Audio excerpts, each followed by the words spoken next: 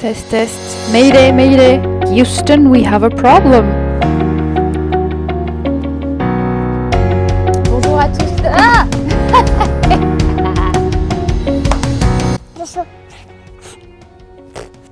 Bonjour à tous, je suis Amandine Peter, autrice de la trilogie Le Stream et de La couleur des nébuleuses.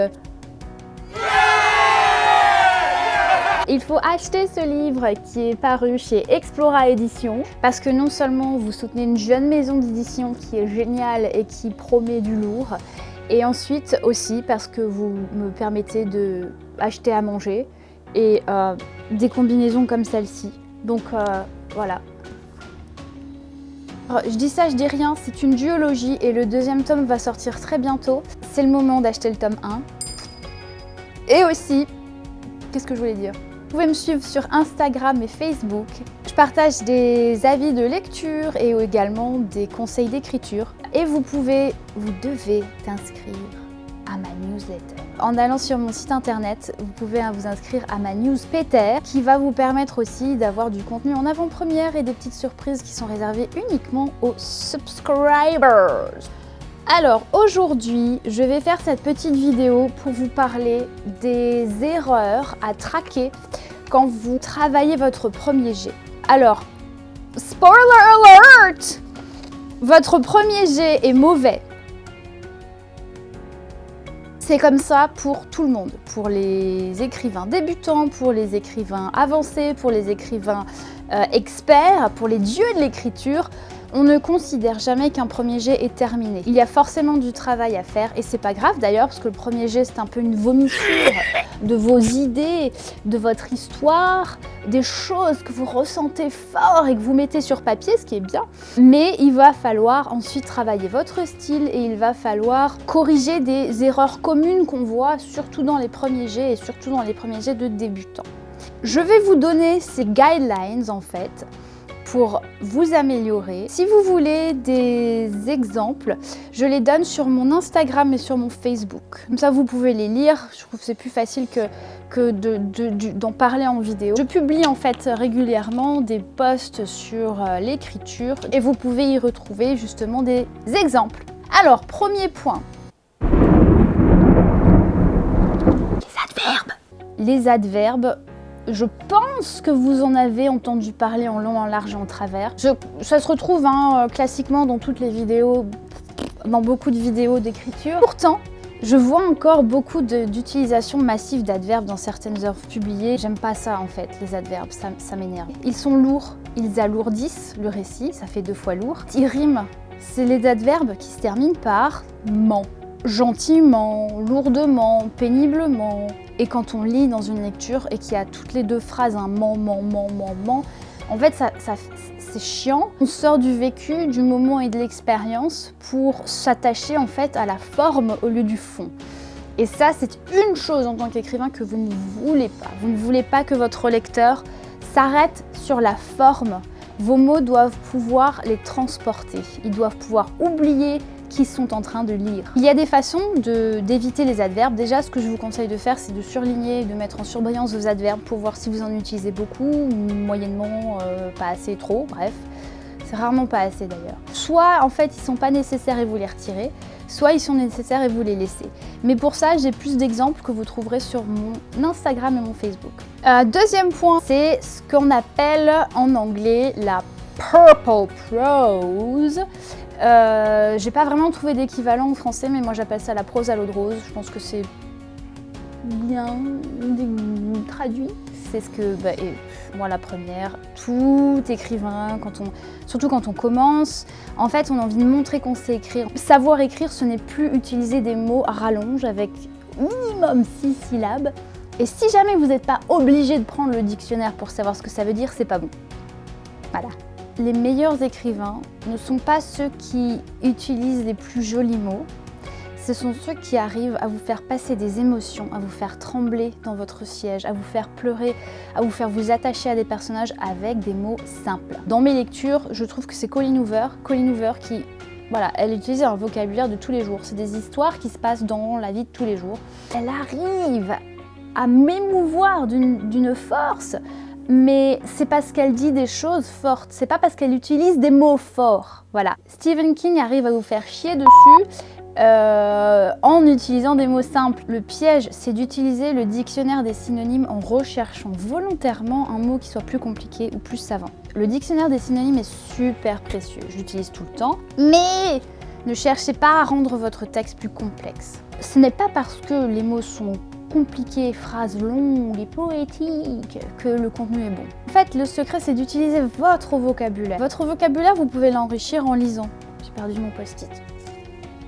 Et ça viendra tout seul, en fait. Il faut dire les choses qui vous touchent avec vos propres mots. Écrire, ce n'est pas savoir écrire comme un dictionnaire, c'est avoir des choses à dire et le dire d'une certaine façon qui va toucher, émouvoir vos lecteurs. Ensuite, les participes présents. C'est une tournure du verbe en ANT. Bougeant, faisant, ayant. Le gérondif, c'est avec le en devant. En marchant, en regardant, en travaillant. Dans la littérature anglaise, qu'on s'entende bien, c'est très utilisé parce que ça fait partie en fait d'une tournure de phrase normale. En français, ça passe beaucoup moins. Quoique le gérondif, je trouve que ça va tant qu'on n'en utilise pas trop. Mais alors les participes présents, enfin moi j'aime pas du tout parce que ça fait pompeux en fait dans le texte. Désirant faire plaisir à sa mère, Hector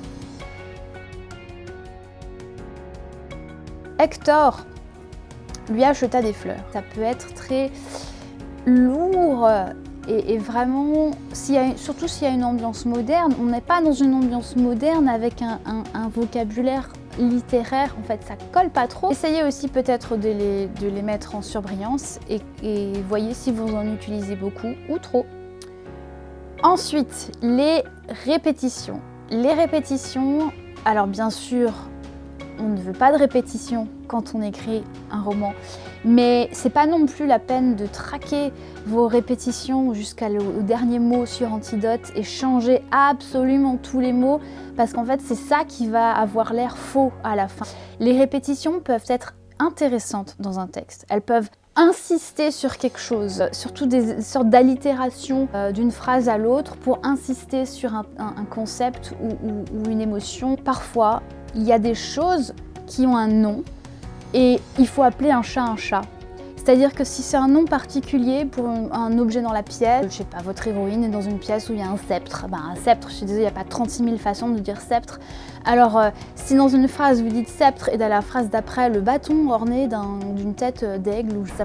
Utilisez le mot sceptre, c'est pas grave. S'il revient 2 fois dans votre paragraphe, n'essayez pas à tout prix de changer vraiment le chaque mot. Dans cette ligne, j'appelle ça une porte. Dans cette ligne, j'appelle ça un rectangle de boîte. Ça, c'est pas bon. Évidemment, ça dépend du contexte. Il y a des répétitions qui n'ont pas du tout lieu d'être. Vos bêta-lecteurs vous le diront déjà aussi. Ne considérez pas les répétitions comme le mal absolu. Ensuite, la voix active versus la voix passive.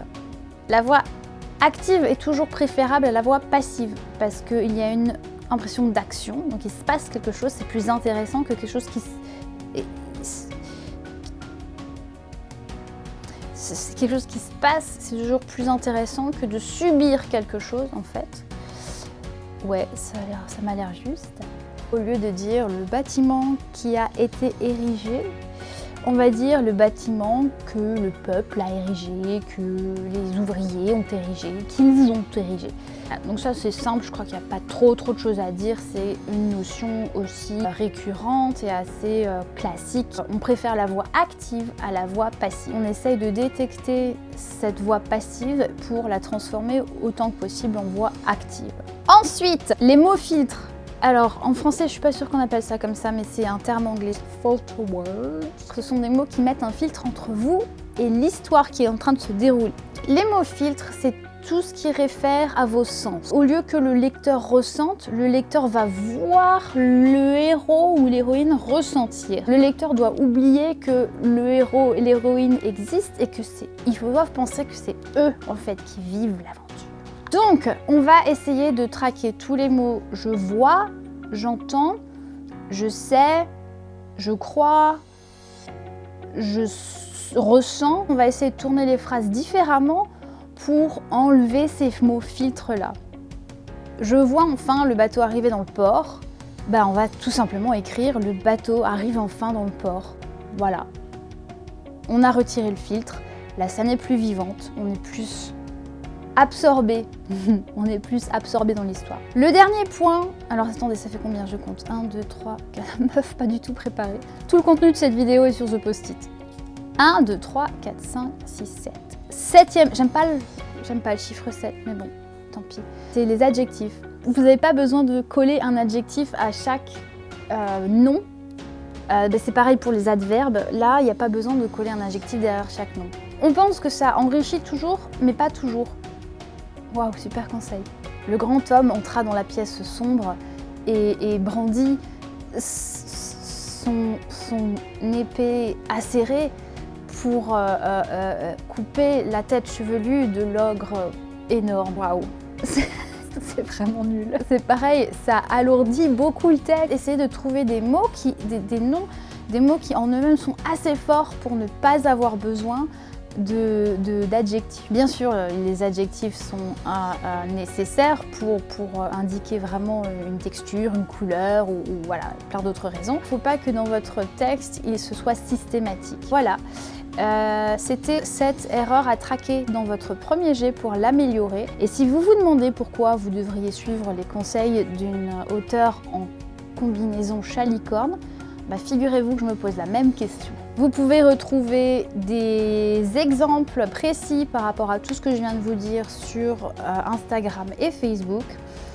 Et n'oubliez pas aussi de vous procurer mon livre La couleur des nébuleuses qui est sorti chez Explora Éditions. Et d'ailleurs, le tome 2 suivra prochainement, c'est une duologie. Vous pouvez également acheter ma trilogie Le Stream, le tome 1, 2 et 3, chez BOD, Books on Demand, ou sur toutes les plateformes classiques en ligne, Fnac, Cultura, Amazon, etc.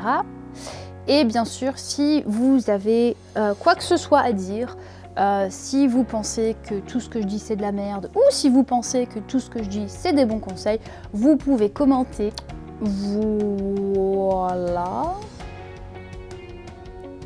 Voilà. Voilà. Je crois que j'ai fini.